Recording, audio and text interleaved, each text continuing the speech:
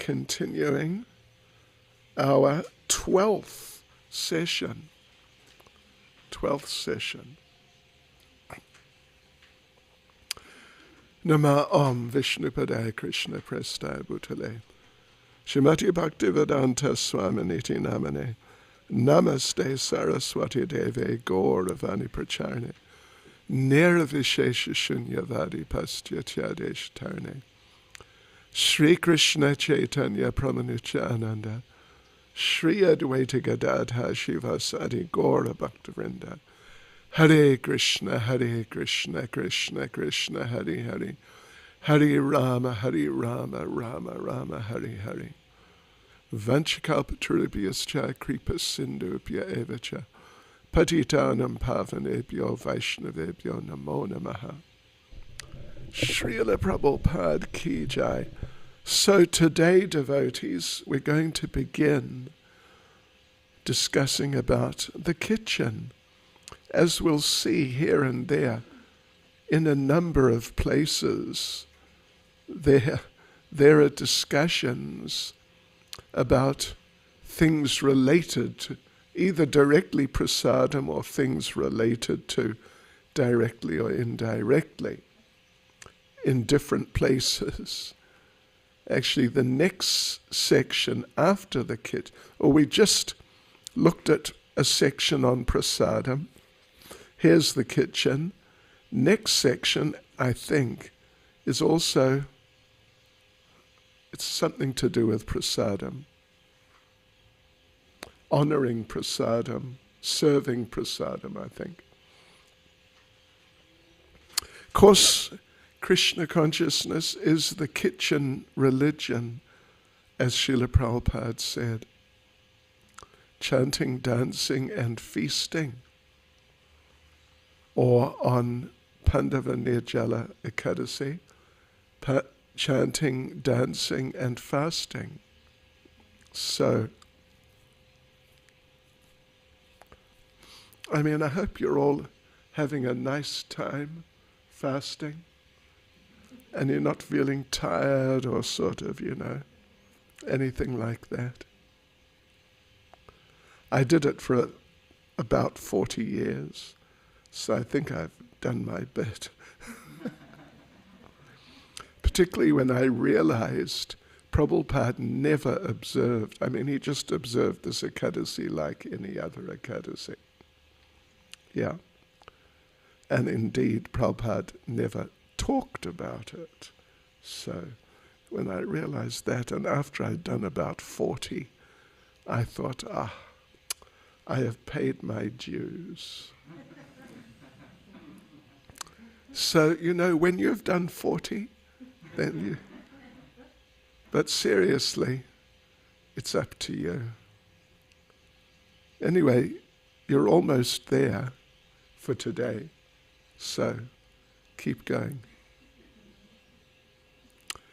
All right, so the kitchen is an extension of the altar of the deity room. Yes. Yeah. And, well, of course, in many temples, the devotee kitchen is separate from the deity kitchen. So, like here, right? The devotee kitchen's way away from the deity kitchen, and what's cooked for the devotees is not directly offered to the deities, although it would be very nice if it was. I remember in London, everything was offered to the deities. And we were cooking for 60 devotees or something. And it really, and cooked by second initiated devotees. And it really adds some sort of transcendental richness and character to the prasadam. Yeah. So, but anyway, one way or the other, we are offering what is cooked in the devotee kitchen, to the Lord in one form or another. And even if it's not quite on the level of offering to Radharanath directly on the actual altar in the temple room, but, it's still, it's really special. It's prasadam. It's really very, very special.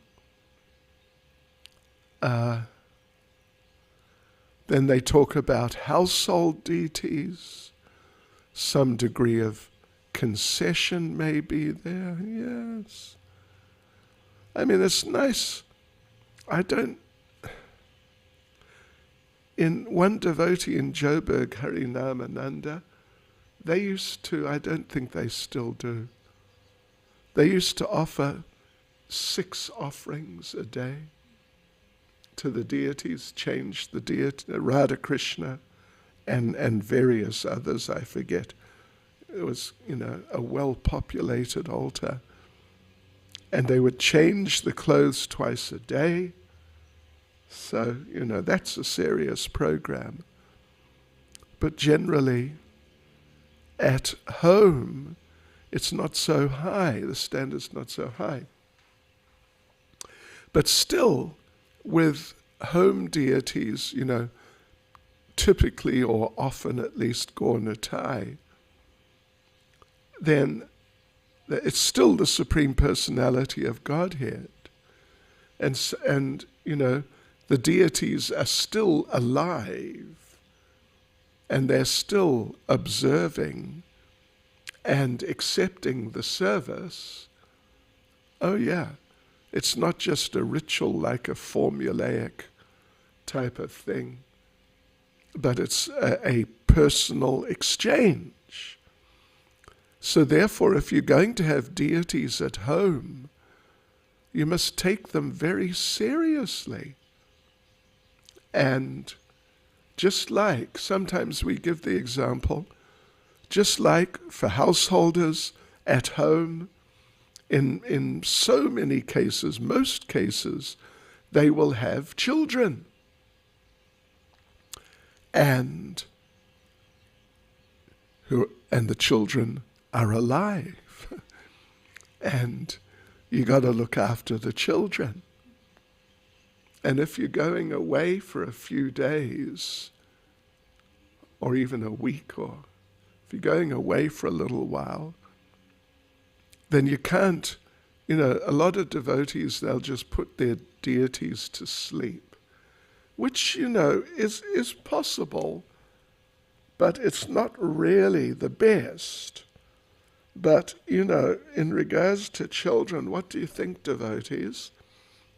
You could put your children to sleep for a week, or maybe just for a weekend, Friday afternoon, and tell them, okay, no problem, we'll see you on Monday.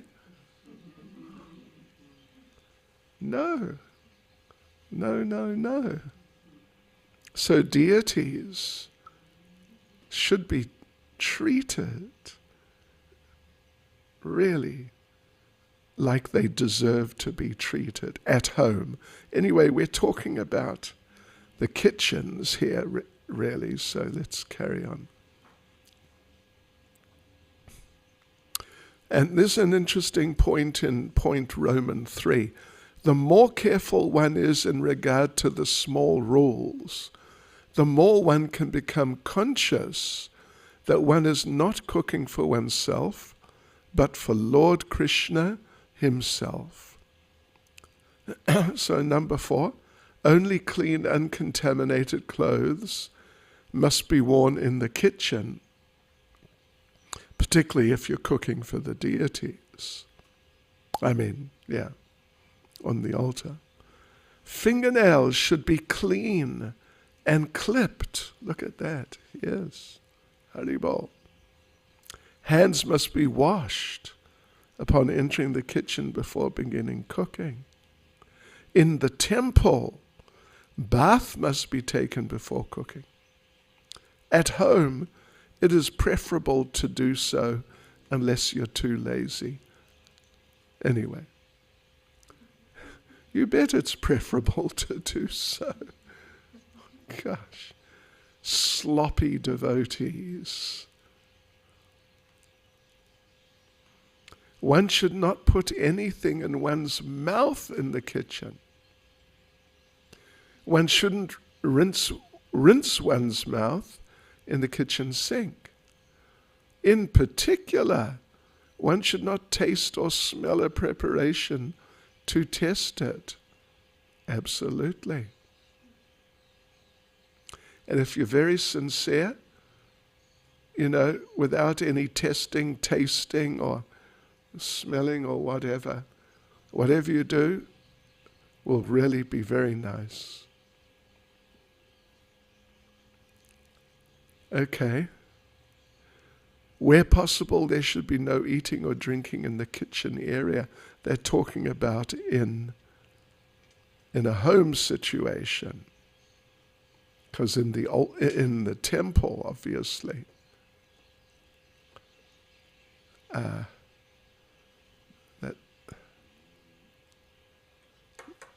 the curtain will be drawn.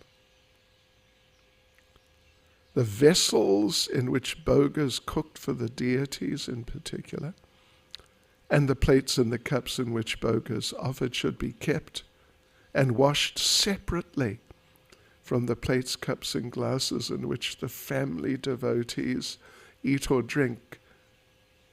They sort of back and forth between, most of it's in regard to a home situation. If one has an infectious disease, one should not work in the kitchen area. Okay. If one touches the floor or the dustbin or the lower part of one's body, one should wash one's hands. There should be no unnecessary talking in the kitchen. The cooking platform, stove, sink, etc., should be cleaned up before and at least after. Not just should be. Here, isn't it, that the cooks have to clean the kitchen after their offering? Yes? Yes? Yes. That's good. I want to cook an offering for the deities one day. I haven't done for years and years. Anyway, right, let's see. One should work carefully but efficiently and avoid cluttering. Anything that's fallen to the floor cannot be put on the tables. If a vegetable falls on the floor, it may be washed and then used. One must not enter the kitchen straight after using the toilet unless one has taken a bath. Particularly for the deity, cooking for the deities, but just any cooking really. Oh, and this is a good one. In the box, devotees must be absolutely careful that no hair falls in and contaminates the offerings. Absolute caution must be exercised in this regard. Devotees must keep their hair well covered while cooking. I think we do that, isn't it? Yeah, I'm sure we do. There was at least one time that I heard about where Srila Prabhupada was served some prasadam and there was a hair in it. And he just rejected. I mean, at least that preparation, he didn't just pull out the hair and carry on. He just rejected the whole preparation. Mahaprasadam should not be eaten directly from the deity's plate, but it should be transferred to another vessel or plate before being eaten. the temple standard is that one should not begin eating until the deity's plates have been washed. Do we do that here? That's good. Okay. And I've got just one little thing I do want to say.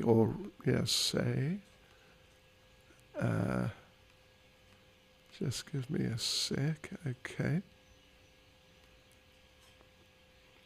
Right, let's see. Kitchen. Here's a little story. Listen to this. I don't know if it's Leelamrita or where it's from, but it's from one of the biographies. Probably Leelamrita.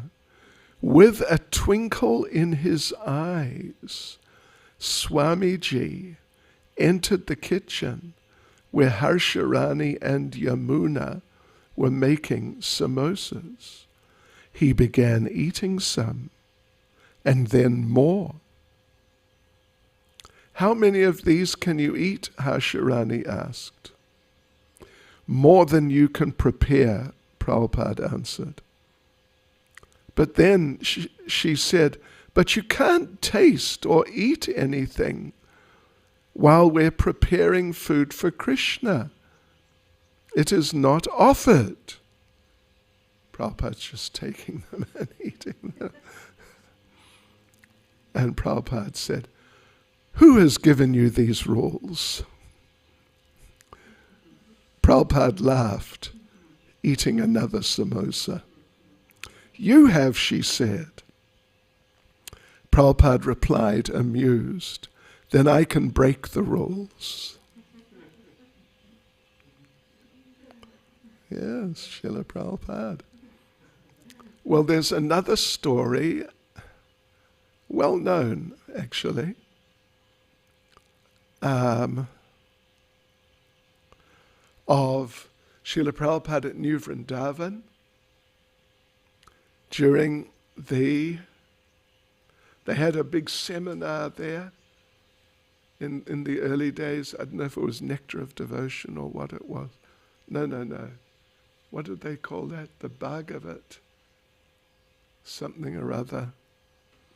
Anyway, there was some big sort of seminar. Prabhupada was giving a seminar. What's it called? The something or other. And the offering happened, and then the deity plate came off the altar, and Prabhupada finished class, and Prabhupada called for the deity plates, which were full of prasadam. They just came off the altar. And Prabhupada, right from the deity plates, he was distributing to the devotees. But we will not do that. Yeah. We're not on that level. So devotees, we'll go on now to part 3. And part 3 is, well, the first part is honoring and serving prasadam. Honoring and serving prasadam. It's just a really important aspect of Krishna consciousness. Okay, where are we? Let's have a look. All right, here we are. So honoring and serving prasadam. How the prasadam is served and how it is honored are important concerns in the Vaishnava culture. Krishna and the spiritual master are very pleased, not only when food is properly cooked and offered, but also when the resulting prasadam is graciously served and respectfully honored. Okay, so that's what we're going to be looking into for the next little while. Yeah, we got quite a few little subsections dealing with prasadam, serving, honoring, and etc. So, okay, let me just read this here. So for some reason, it's not divided up into little sections like the other parts were, but anyway. Ideally, prasadam should be served by initiated devotees.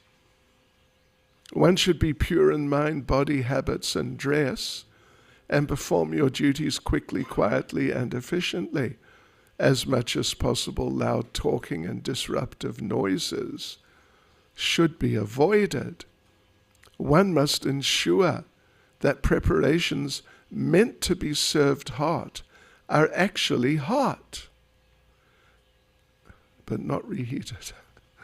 Anyway, just ignore this bit in the brackets. So yeah, but things that are meant to be hot should be hot. And that's one thing I've found here in the tent. When I go over there, I haven't been over there for a while, but I used to go for the feasts, and I have this type of body. It tends to be cold. So I like things which are hot. Really. What was it? Yeah, yesterday, Rukmini Devi Dasi made for me. What did she make? What was it? No, but the preparation. It was mashed potatoes, a mixed vegetable pie. Oh, it was the vegetable pie by her mother. You know her mother's pies, don't you?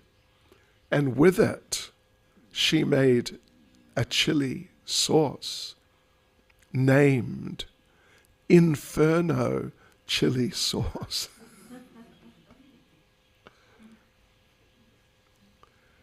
And I must admit, on some occasions, not many, but some, I've had chili sauces or chili chutneys which were just too hot. I couldn't manage. Just couldn't manage at all. Even just a tiny little bit. It was just too much. But the Inferno chili sauce, it was nice. It wasn't really an inferno.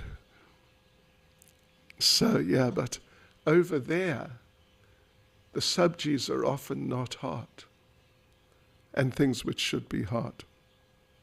I don't know if you have that experience. I have that experience. Of course, it's difficult, you're outside more or less, but yeah, it's a point. Neither the server nor the serving utensils should ever touch the plates or hands of those who are eating. That's important. The servers, their hands or their bodies, or the serving spoons or whatever's being used for serving, should ever touch the plates or the hands of those who are eating, for this will contaminate the server and the serving utensil. If this happens, one should wash one's hands and the contaminated utensil before continuing to serve the prasad. The prasadam may be gently dropped on a free area of the plate, not on the salt, for example, taking care to not mix salty preparations with sweet preparations. Prasadam should not be served directly into the hand of the person eating, unless one is serving not a meal, but only morsels of Mahaprasadam. Except when serving dry sweets or dry items, one should serve prasadam with a spoon, even for salt. Only one's right hand must be used to serve prasadam, and one should not touch anything impure, like one's mouth, feet, hair, or lower body, nor should one yawn, sneeze, or spit. The serving vessels should not touch anyone's feet. Serving vessels, I take it, means like the bowls, buckets, whatever prasadam is being served from. So now we have interesting little thing about the order of serving the items. Water should be served first. Well, that's true. Well, you know, ideally, if the devotees are being served sitting down, they should be served some water, then and a little bit of salt, a lemon, a little ginger, and maybe a chili. This is nice serving. All right, so when Gaudiya Vaishnavas serve prasadam, they begin the main meal with bitter foods such as sukta and spinach. You know, regular spinach is not exactly bitter, but it can be served before other sabjis. But sukta, karela, methi. Do you like methi? Do you like karela? Oh, yes.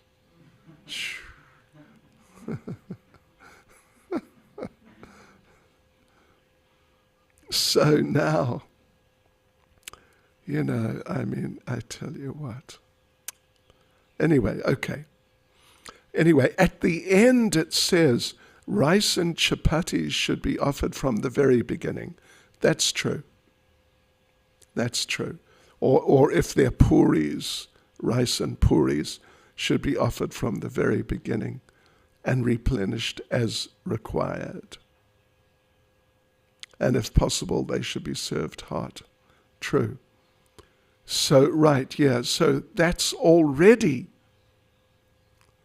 from the very beginning, means even before the bitter foods like sukta and so on. Then dal and savories, you know. I mean, there's some flexibility, pakoras, samosas, etc. I would say, you know, this is a sort of, arguably, a kind of Bengali system where chutney is served at the end. If you've been in Mayapur, you'd see that right at the end, everything's finished except the sweet. And then comes the chutney. That's not how I operate, but in Bengal they do. So I would say, dal, of course, with the rice. Yeah. And savories, if you're going to serve them at this point, I would say serve chutney also. Then the other vegetable preparations, sabjis, from lighter to richer, from wet to dry, that's a way of doing it. And, you know, spinach. I mean, it's one thing to talk about spinachy things like methi, watercress, lal sag, You familiar with lalsag? Red herbs. Red herbs. They should go at the beginning. But spinach, I would say, spinach should be served first of the vegetable preparations. It's flexible, but it can be a very good idea. Right. And then raita, salad, something like that can come next. And then sweets, progressing from less to more sweet. Multiple sweets. You know, this is, of course, unless you are Gujarati. We don't have any Gujaratis here, do we? No. Gujaratis, traditionally, they would serve sweets first. But let's not get into that. What? Shrikand Puri. So otherwise, what's said here, except rice and chapatis, they should have just put it in at the beginning. Anyway, it's not bad. But the chutney, I would challenge them on the chutney.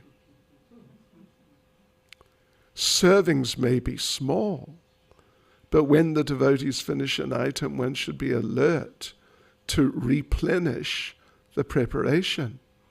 One should be generous in giving the devotees as much of an item as they desire. Yeah.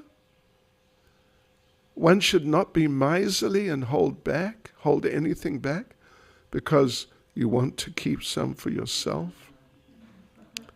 Prasadam is meant for distribution. Devotees should never have an empty plate except at the end of the meal.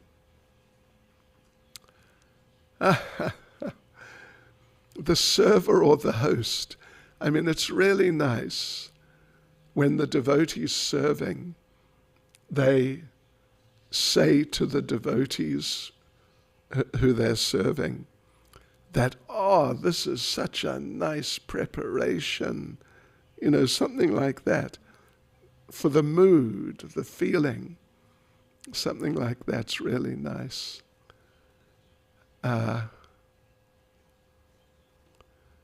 Yeah. And you can hear a class or listen to a recording. Someone can read. Everyone in a group should be offered the same items. When a group of persons take prasadam together, no one should be offered anything that is not offered to everyone else. The devotees serving prasadam should not make any distinction while serving. If possible, those with special diets should eat separately. Prasadam can be served from 7 buckets or whatever. Buckets shouldn't be dragged along the floor. And what else, Segi, should not be dragged along the floor? The chairs. Right. Yes. We don't like clanging noises or scratching noises. After everyone has finished honoring prasadam, the place must be cleaned immediately. Devotees can collect the remnants fallen around the plate and put in the dustbin. Okay, so I've got a few points I want to bring up here. Here's an interesting story. Listen to this. This is a story I just heard for the first time. I don't know if it was before or after I went into hospital, but it was really, it's the most recent Prabhupada story I've heard, which I never heard before. So, Prabhupada was in a temple somewhere in America. Suddenly, he appeared in the prasadam room. And one devotee was just sort of, hanging out in the prasadam room. And Prabhupada saw the sink was full of plates. And he asked the devotee, is someone going to wash them? And the devotee said, I don't know. And Srila Prabhupada said, all right, then I will do them. And Prabhupada started washing the devotee's plates. So then the devotee took over. But just see, Srila Prabhupada, first of all, to just dump the plates in the sink and just, walk away. That's not Krishna consciousness, really. Yeah. So, and Prabhupada was so tuned in to cleanliness and nice standards that he was ready to do it himself. And he started doing it himself. Okay, so now this is a very interesting thing. This is just such an interesting thing.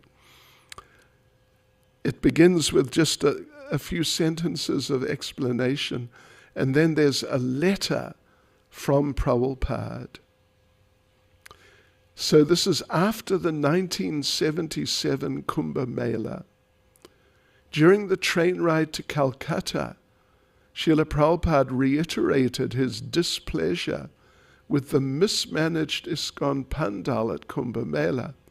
Thousands of guests were coming to the Hare Krishna Pandal without receiving prasadam. Determined that the bad example not be repeated, Prabhupada dictated a letter to all ISKCON temple presidents. And I can tell you, devotees, I remember, because this is 1977, I can remember when that letter arrived in Bhaktivedanta Manor. We got the letter, we read the letter. Yeah, I remember this. So this is the letter. Please accept my blessings. Now you must arrange in each temple there must be sufficient stock of prasadam for distribution. You can keep first-class cooks 2 or 3, and they should always be engaged. Whenever any guests come, he must get prasad. This arrangement must be made, and the cooks prepare 10 to 20 servings at a time of puris and sabji, and then you can add halava and pakoras, and the visitors may be supplied immediately. Whenever a gentleman comes, he must be served. As the 20 servings are being distributed, immediately the cooks prepare another 20 servings and store it.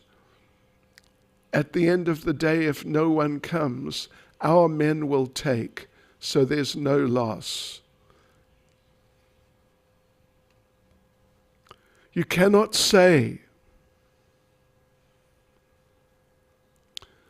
it is finished, it is not cooked yet, there is no supply for cooking, etc.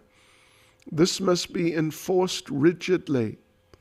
The temple is managed by Srimati Radharani Lakshmi Ji, so why should there be want? Our philosophy is, if anyone comes, let him take prasad, chant Hare Krishna and be happy. Everything is being supplied by Krishna. Krishna is not poor, so why should we deny them? This should be done at any cost. There is no difficulty. It simply requires nice management. At the end of the day, you may sell or give away. If we believe that Krishna is providing for and maintaining everyone, then why should we be misers? This means losing faith in Krishna and thinking that we are the doers and suppliers. We are confident that Krishna will supply. Let the whole world come. We can feed them. So please do this nicely. Begin at once. And I read this some weeks ago when I gave a Nectar of Instruction class on was it a Sunday morning Sunday morning? I don't know if our management, nice management, if they have instituted this. I suspect not, but anyway. It's really a nice thing. It's really a nice thing. Prabhupada was really concerned that people get prasadam. So I want to read another thing. Yeah. This is from the Lilamrita, and it's from the first time Srila Prabhupada took disciples to India. So in, I think, Vishakhapatnam, they stayed at the ashram of one of Prabhupada's godbrothers. And one of Prabhupada's, the person in charge was sannyasi, but the cook was also a godbrother of Prabhupada's, disciple of Srila Bhaktisiddhanta. But he was a brahmachari, and he was the cook in the temple. So this is what is said. Listen to this. I mean, this is really good. Each morning, everyone would gather on the veranda outside Prabhupada's quarters, the men sitting on one side, the ladies on the other. Now the godbrother, the brahmachari, who was the cook, his name was Ananda Das Brahmachari. So down the center aisle, Ananda would walk briskly, distributing prasadam, while Prabhupada sat at one end in a wooden chair, fingering his japa beads and observing the devotees take prasadam. Prabhupada had supplied the ashram, and Ananda was regularly cooking sumptuous feasts.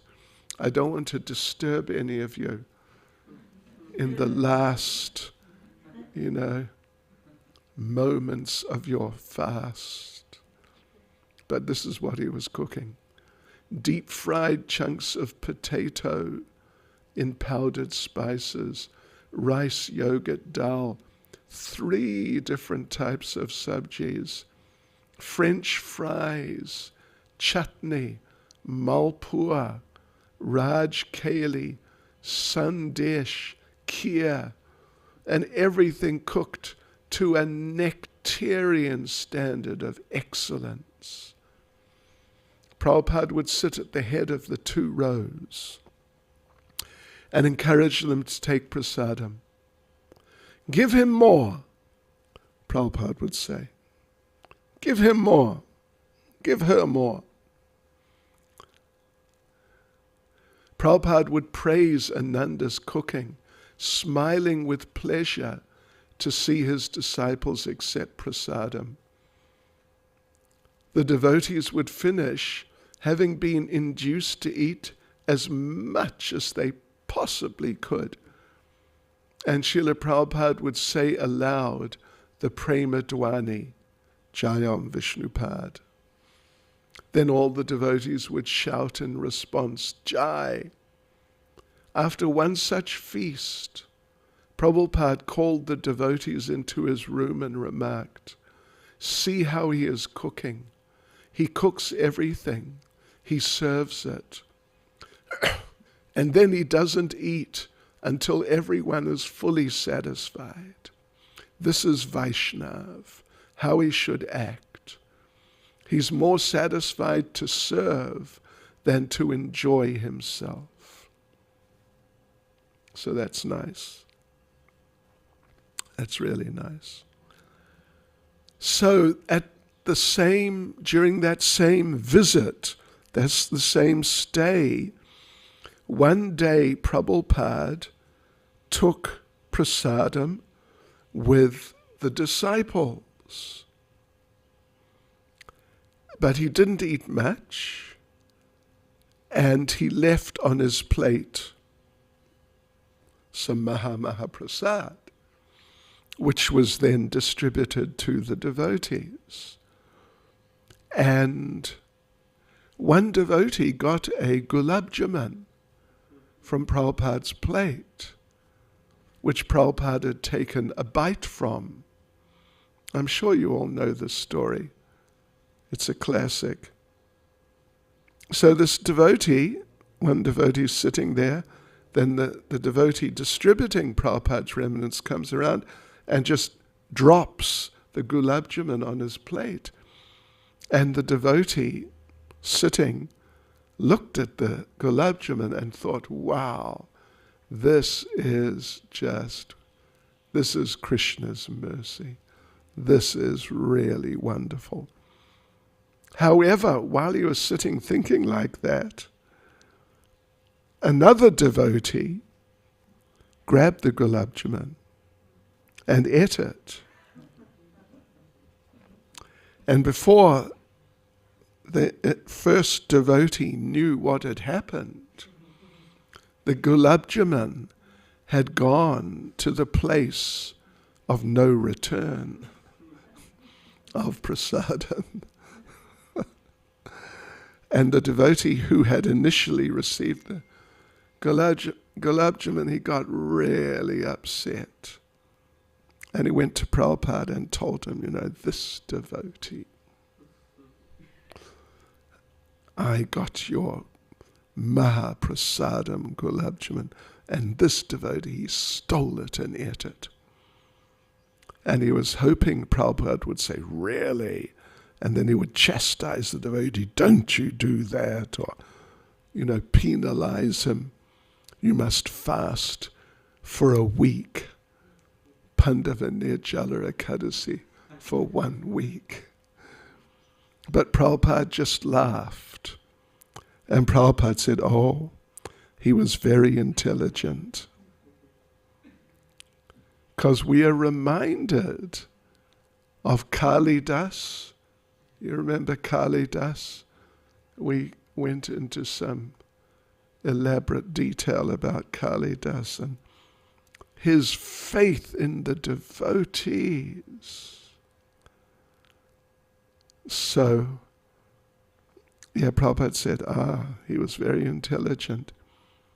Then Srila Prabhupada said that actually there are 2 types of devotees. One type likes to eat prasadam. The other type likes to serve it. And Prabhupada said, they are both good. They are both good. But the one who likes to serve prasadam is better. So that's something we can remember. Yeah, okay. All right. Now here's another little thing I just stumbled on.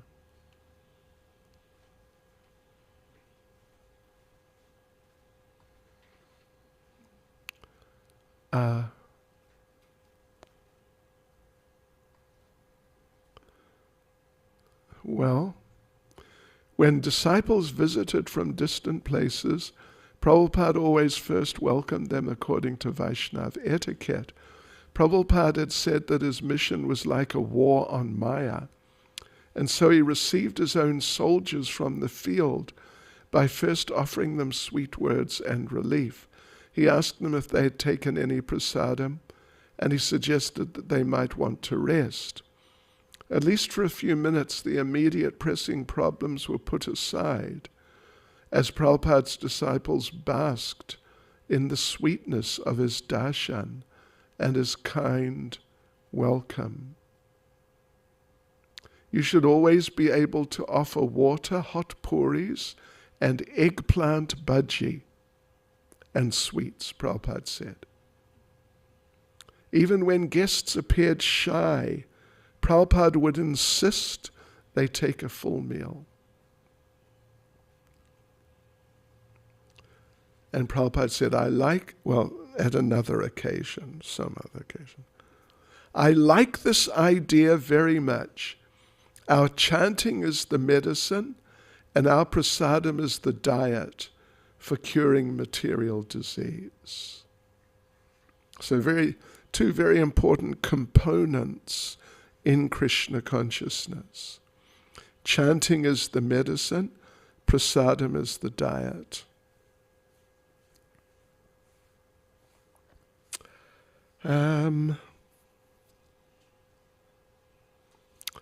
Okay.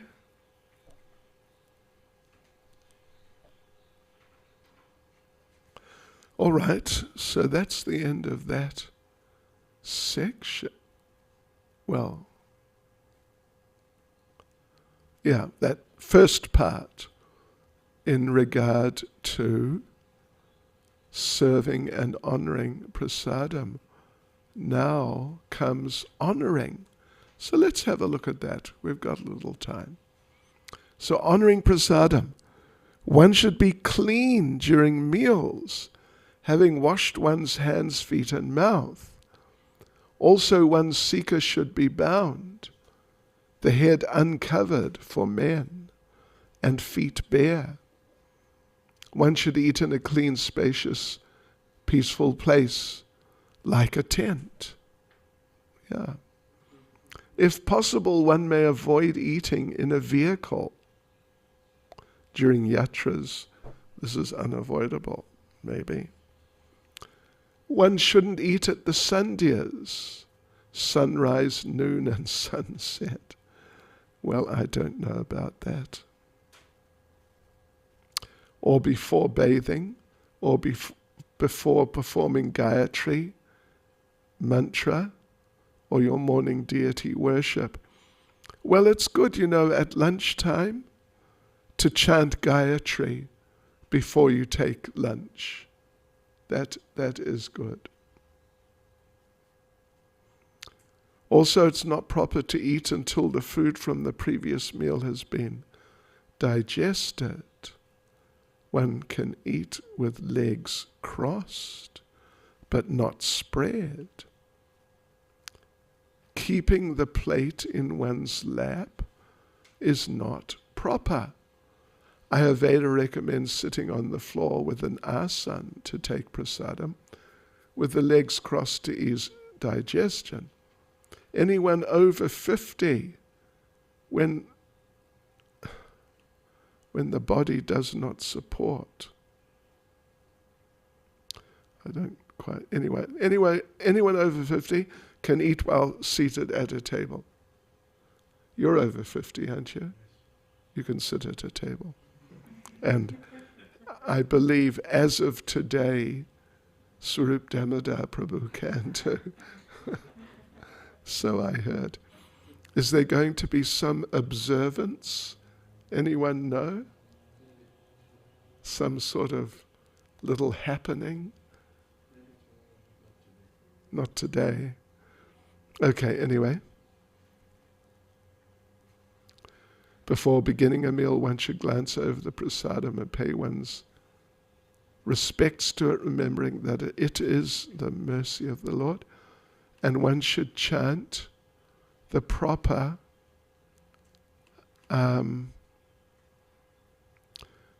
prasadam prayers. Now let me just check here.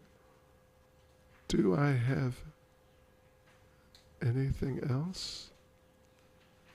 Oh, I don't have anything else. All right. Somehow I missed that.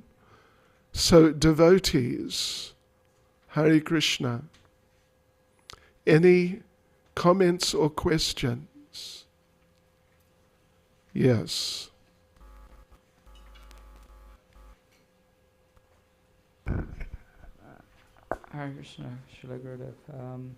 There was one point that at Prasadam serve out, there shouldn't be any like special servings or preparations given out to like certain people. What about when serving, like for instance, Ram Govinda Maharaj, he sits with the devotees? Yeah. No, Things like then, if there's some special person or persons there, an exception should be made. But for the devotees in general, everyone should be served, everyone should be treated basically equally. And you just reminded me,